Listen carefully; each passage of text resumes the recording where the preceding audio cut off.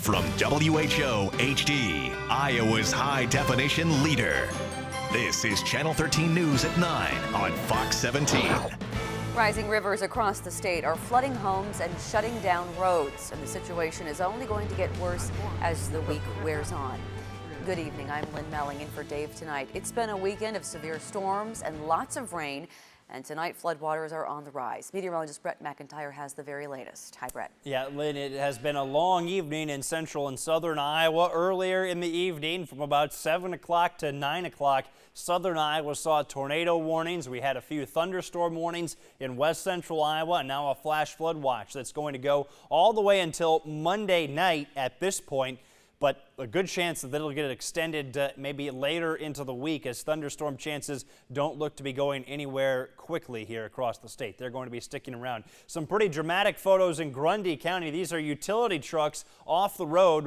Amber Relf with the picture here of the trucks that were set up to do work, but the overnight rains, in some spots 6 to 7 inches of rain, flooded the off-road parts here near the bridge and into the fields. Flooded these trucks all the way up to the top of their cabs. You see the arms and booms up there holding up the power poles from what work they were doing. Some of the backhoes out here into the fields filled up almost to the roof level as well. Grundy County hit hard, southern Grundy County. And then in Liscum, Aaron Cross with pictures of water washing out this gravel road, likely taking a lot of the road underneath with it. Linville, Sugar Creek over the highway there. You see it blocked off at both ends, and a lot of locations, some of these roads underwater for 100 to 200 yards. So road closure is going to be a problem across central Iowa. Story, Marshall back to Powesheik County. And this is in Marshall County, Rock Creek State Park. We've said it all weekend. Check in on folks that are camping.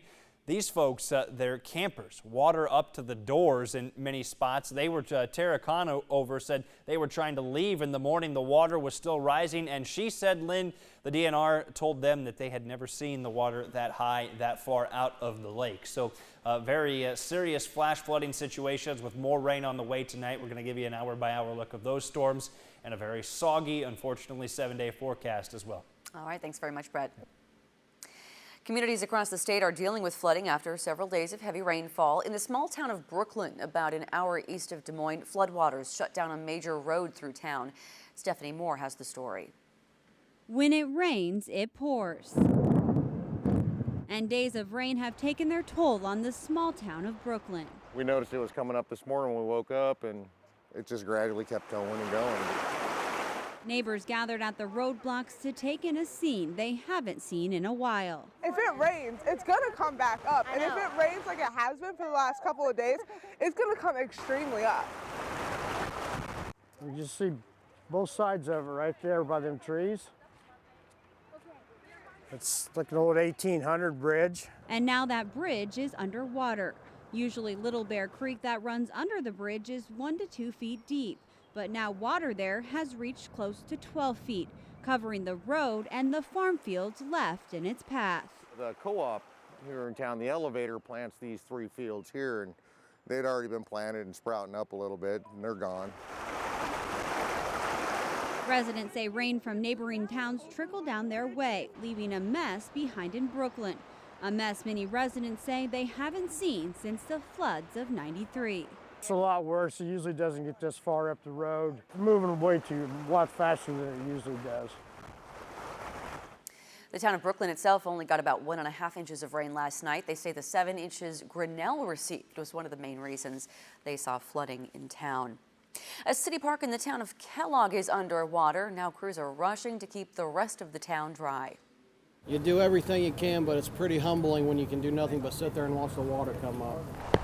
Early this morning, water from the North Skunk River began spilling into Kellogg. Crews began sandbagging immediately to save the water and sewer plants and the wells on the south side of town. Tonight, dozens of homes have several feet of water in their basements. Residents are working to pump it out before the next round of storms. Pretty much everybody's out lakefront right now because the town's, as you can see, is full of water. A lot of basements are flooded. I'd say more than not. So far, there are no plans to evacuate residents in Kellogg. City officials say it's likely parts of Highway 6 and Highway 224 will be closed by tomorrow. Heavy rain this week leaves fields near Sigourney washed up. After getting nearly 4 inches of rain last week, the area has high water standing in the fields. We spoke to one farmer whose father's driveway floods usually after an inch of rain. His acreage looks like an island right now, but he says he's thankful that he finished planting last week. There's a lot of people not done around here. We're lucky, we're done, but there's a lot of people that needs to get back to the field. The Sigourney area is expected to receive another 3 inches of rain tonight. The Iowa State Patrol is investigating the cause of a deadly overnight accident. It happened just after 4 o'clock this morning on Interstate 80 near the East Mixmaster. Police say a semi-truck rear-ended a car driven by 26-year-old Jorge Santoyo of Des Moines. Santoyo was airlifted to the hospital where he later died. No one else was injured. The westbound lanes of I-80 were closed for more than an hour because of the crash. Morning rain made the search for a missing Iowa girl even harder today. 15-year-old Kathleen Shepard was kidnapped Monday afternoon while on her way home from school. Search efforts today involved mostly law enforcement. They focused on difficult terrain in and around the town of Dayton. Kathleen's father attended a morning breakfast and fundraiser for the family.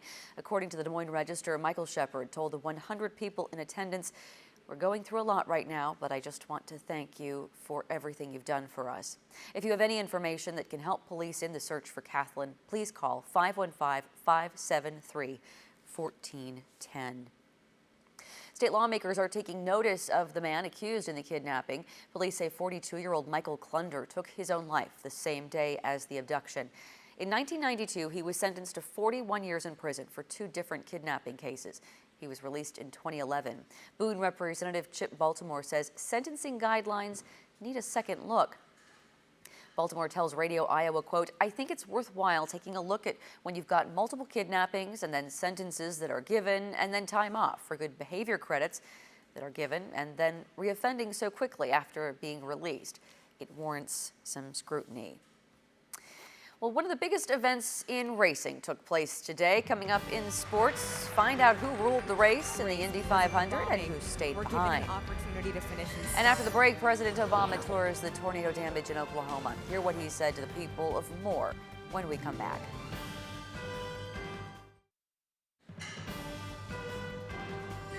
Oklahoma received a presidential visit and a message of support today. Tornado victims in Oklahoma were paid a visit by President Obama. The president walked through one of the most devastated neighborhoods where 24 people, including 10 children, lost their lives. He vowed Americans would be there for the people of Moore. We know Moore is going to come back stronger from this tragedy. Your mayor said that you're already printing new street signs. And I want folks affected throughout Oklahoma to know that we're going to be with you every step of the way. President Obama urged everyone to step up and do their part. To help, you can donate to the American Red Cross at redcross.org. It was 5 years ago on the Sunday before Memorial Day when the city of Parkersburg and the surrounding area was devastated by a powerful tornado. 9 people were killed, hundreds of homes destroyed. But in a matter of hours, the town mobilized and got to work. How fast everybody dug in and took accountability and wanted to rebuild. I mean, it can't make you feel more proud of a town. Barry Bernard's family rode out the EF5 storm in the basement. While his home blew apart around him, his neighbor's home was caught on this security camera footage. According to the city, 288 homes were destroyed by the 2008 tornado. 5 years later, 230 of those homes have been rebuilt, and 20 of the 22 businesses hit that day are now open again. Weather is not the only factor affecting Memorial Day plans. AAA expects the volume of travel this Memorial Day weekend to drop by almost 1% from last year. The organization blames the slump in travel on the uncertain economy, as well as fee fatigue at the airport. Well, you don't have to go very far to observe Memorial Day. There will be a ceremony to honor the fallen at the Gold Star Military Museum at Camp Dodge in Johnston. The museum will be open from 5 a.m. until 2 p.m. In addition to the commemoration, vintage and modern military equipment will be on display. There will also be a flyover featuring antique aircraft. Another ceremony is scheduled for Veterans Memorial Auditorium at 11 o'clock. The event is intended to honor the Iowa soldiers who died in service to their country. The Color Guard will be in attendance, and Major General Tim Orr will deliver the keynote address. We all realize it looks like more rain is on the way for Memorial Day. Yeah, another round of storms will be moving through the state overnight tonight. Again, tomorrow night, just about every night through the 7-day forecast. We'll take a look at the rainfall totals we've got and what we can expect going forward. Coming up next. Flash flooding has been a big issue across central Iowa. This is the Skunk River near Kellogg. Out of its banks into homes and all throughout portions of Marshall, Jasper, and Poweshiek County. You see the park there, the shelter, nearly covered up the playground equipment. This is the Skunk River that also has still as many as 20 sections of county road around Kellogg closed due to water over the road. So make sure if you run into those flooded areas, you turn around, find an alternate route. Don't try to drive through the flooded water. In Des Moines, our rainfall totals have not been all that high yet. We're closer to 1.25 inches now with the latest round of storms, and we'll be adding to all of these totals through the overnight. 7, in fact, probably closer to 8 inches of rain as we add in what we've seen this evening. We'll get more of those totals again tomorrow to update these, but 4¼ inches of rain in Marshalltown, almost 4 inches of rain in Iowa Falls, Webster City, near the 3-inch rainfall amount, and plenty more on the way. Another chance for 1 to 2 inches of rain with isolated amounts higher than that in spots over the northeastern half of the state. And so we have a flash flood watch in place, not only for the overnight tonight, but it goes until 7 p.m. Monday. Because those rains are going to be so heavy, the water's so far out of the banks, the flash flooding that we could see through the overnight will hang on throughout much of Monday. And then by Monday night, we'll be talking about another round of storms, so this could get extended even farther than just 7 p.m. tomorrow. So by midnight tonight, we're expecting storms to develop again back through the northwestern corner of the state, curling back into South Dakota as well, I think even. But showers and thunderstorms with heavy rain splitting the state in half again, especially over northeastern Iowa with some heavy rainfall. Then more storms will slide up from Missouri, or probably even a better bet out of the southwest from Nebraska, that could roll through the metro between 5 and 7, bringing some heavy rain with it. Monday afternoon, Memorial Day, we will get a little bit of a break from the storms, but we could see more strong storms, especially over the southern half of the state, south of I-80 or even south of Highway 30 in southwestern Iowa. The threat for severe weather Monday evening exists. More storms developing through the overnight. You see pockets of heavy rain are going to be developing all different locations throughout central Iowa, so flash flooding will be a concern here, likely for the next week across the state. Tonight, 59 degrees to be the low temperature. Scattered showers and thunderstorms likely. They will produce heavy rain. Southeast winds at 10 miles an hour. Then tomorrow, 75, storms early on. In fact, strong storms will be possible later after our midday break. South-southeast winds 5 to 10 again. Our 3-day forecast.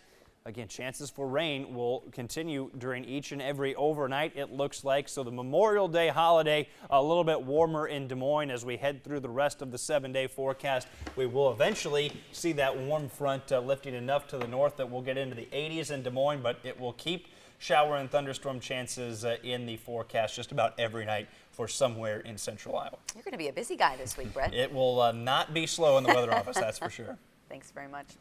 How about those iCubs? Man, they have flipped the switch. Popcorn at the park today, and could they take 2 from Oklahoma City?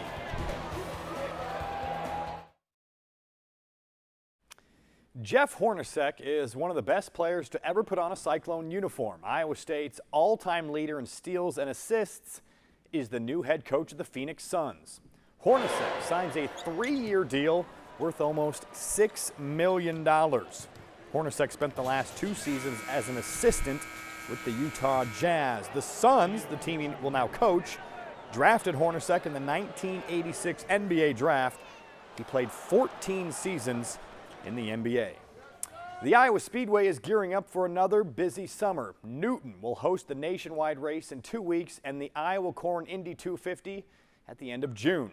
Speaking of the Indy cars, their biggest race of the season today, the Indianapolis 500. Great scene before the race. All the runners who didn't finish the Boston Marathon because of the bombings finally get across the finish line.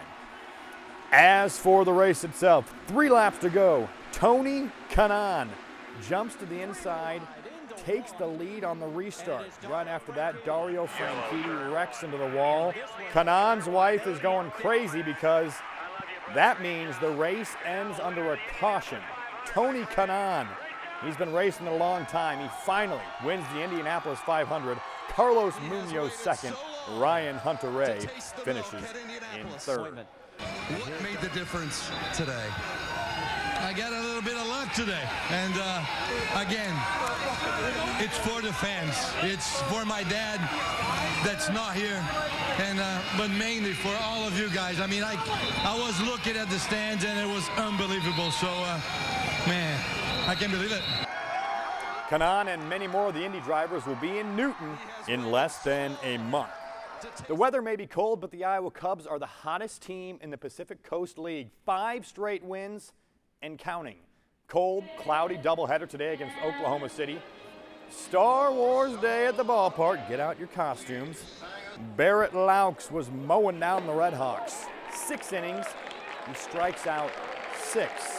Popcorn, hot popcorn, essential on a cold day at the park. That kid is loving it. Bottom of the third, down 1-0. Edwin Masonette gets it started. Hammers to deep center. 1 bounce off the wall. Stand-up double for Masonette. 2 batters later, Logan Watkins lifting deep to left.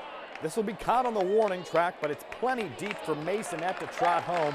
Edwin added a solo home run in the 5th. The I-Cubs win it 2-1.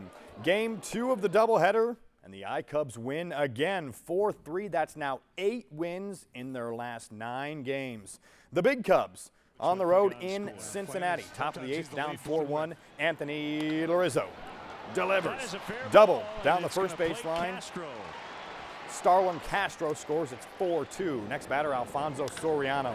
Big fly out to center and out of here. 2-run shot, and we head to extra innings, tied at 4. Top of the 10th, Wellington Castillo playing the role of hero. Down the third baseline, Scott Hairston racing all the way home. That's your game winner. Cubs win it 5-4. Golf, Drake alum, Iowa native Zach Johnson has his best week of the PGA season. Johnson fires a 66 in the final round of the Crown Plaza Invitational to finish 3rd, 2 shots back of Boo Weekly. The boys' state soccer tournament starts on Thursday. 7 local teams punched their tickets to state. Here's a look at some of the matchups coming up this week. Class 3A, Ankeny and Johnson will square off Thursday night. Dowling Catholic, the 6th seed, will take on Iowa City City High. Class 2A, Norwalk makes their 9th appearance at state. The Warriors will take on Pella Thursday afternoon. Also in 2A, ADM will try to upset the 2-seed Waverly Shell Rock. Class 1A field is not quite set yet, as the 2 sub-state finals that were supposed to finish up yesterday rained out, postponed till Tuesday. So on Tuesday, the 1A field will be set. But next week's going to be busy. Boys State Soccer, Principal Charity Classic Golf. Oh, that's right. I forgot about that. Busy week. Hopefully the rain will stay away, but it's not looking good. Thanks a lot, Barrett. Yeah. Thanks, John. We'll be right back.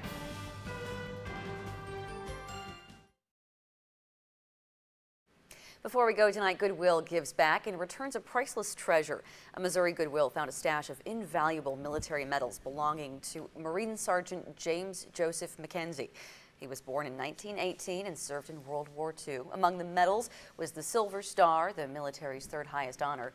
Goodwill employees worked to find his family. One day later, the family of the owner stepped forward. Very nice. More rain on the way tomorrow. Bring those umbrellas. Yep, especially during the overnight hours. Flash flooding going to be a big concern. All right, that's it for us. Have a great night.